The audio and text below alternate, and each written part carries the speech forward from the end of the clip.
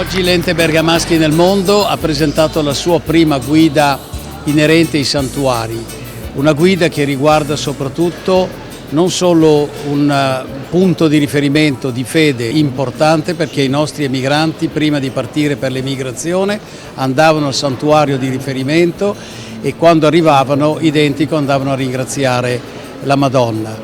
In questi santuari tra l'altro troviamo degli ex voto in lingua straniera. Questo sta a precisare, a confermare che i nostri emigranti vanno al santuario, indipendentemente che siano di religione cattolica cristiana, che siano frequentatori o meno, praticanti o meno, ma il santuario è sempre un punto di riferimento.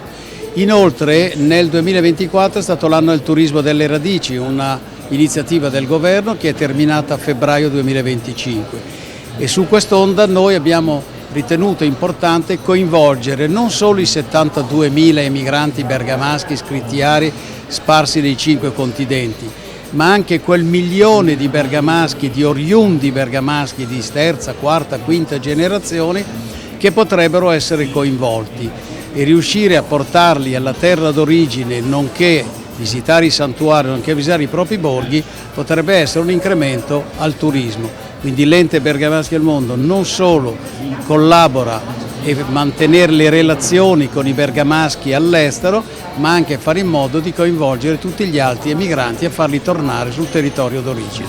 Per quanto riguarda la guida cartacea, contattare la nostra segreteria dell'ente, la quale potrà recapitarla all'estero dove viene richiesto.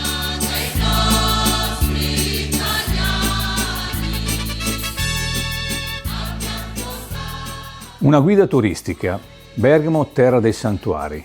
Guida turistica numero 1, la prima dell'Ente Bergamaschi del Mondo, promossa e pubblicata per i nostri emigranti bergamaschi, quale turismo di ritorno. Quindi i santuari per gli emigranti bergamaschi sono sempre stati la cosa più cara. Sono potenziali turisti che possono andare a riscoprire le proprie origini, le proprie tradizioni, culture e arte dei paesi nativi. A Bergamo abbiamo tantissimi santuari, un centinaio. In questa guida ce ne sono raccolti 10.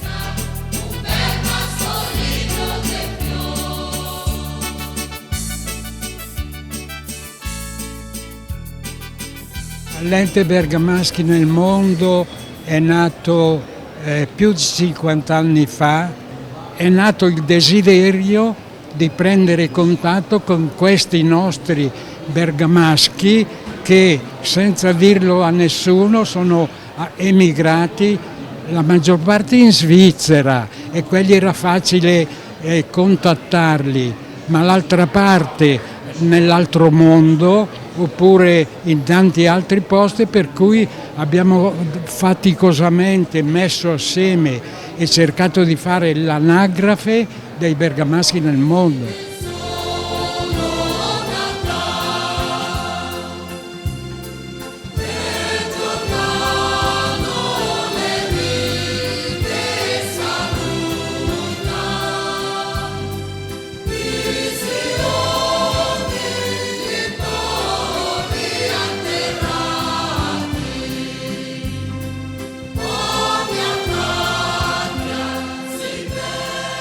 Quando sono stato contattato da Tiziano un po' per questa guida, subito per il Santuario del Perello ho proposto questo legame molto particolare del santuario con gli emigranti di queste terre, soprattutto Rigosa, ma un po' tutta la zona della Val Brembana, in particolare alcuni paesi, Zonio, piuttosto che Brembilla, con il territorio di Genova. E i bergamaschi, gli emigranti soprattutto appunto di questi paesi, Rigosa, Zonio, Brembilla, vanno ad assumere il ruolo di scaricatori del porto di Genova, i famosi camalli. In particolare quelli di Rigosa diventano detentori della possibilità di gestire il porto franco, quindi la dogana.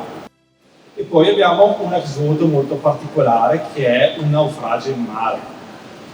Appunto, il santuario a mezzo in monte, che ha visto all'inizio delle foto un naufragio in mare, dice che ci azzecca. Probabilmente proprio il legame è dato proprio da questa compagnia delle caravane, quindi qualche migrante che sperimenta il naufragio, invocando la Madonna è più probabilmente legato, sperimenta la salvezza e quindi poi ringrazia. Grazie a Don Roberto.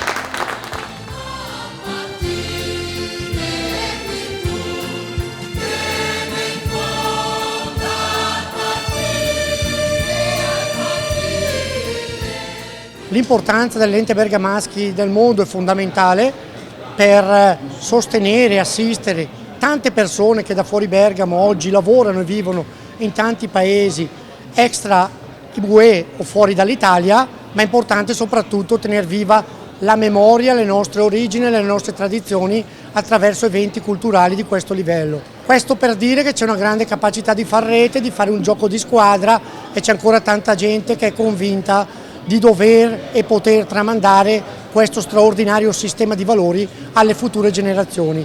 È quello che ci auguriamo tutti. Regione Lombardia è pronta a fare la sua parte a sostegno di questa iniziativa. Grazie a te Giovanni.